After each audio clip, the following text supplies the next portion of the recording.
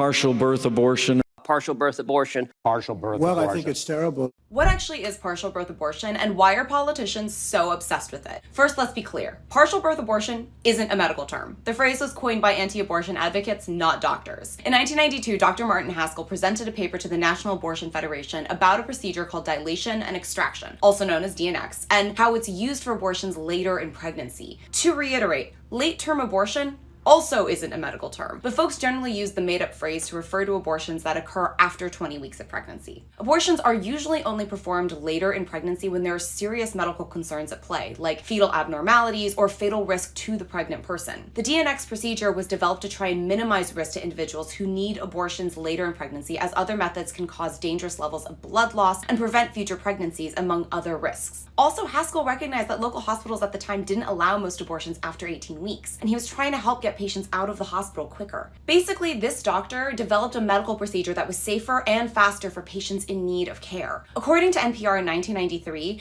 the National Right to Life Committee got a hold of the paper and started campaigning to get the procedure banned. It came up with the term partial birth abortion to confuse people on what the procedure actually is. That, along with drawings of the procedure that the organization commissioned, which yes, were very graphic as medical procedures tend to be, helped further the NRLC's goal. Douglas Johnson, a leader at the org, said in a 1996 interview that the term was thought up to foster a growing opposition for abortion. In 2003, President George W. Bush signed a ban against partial birth abortions into law. So regardless of what the Protect Women Ohio ads claimed, vote no on issue 1.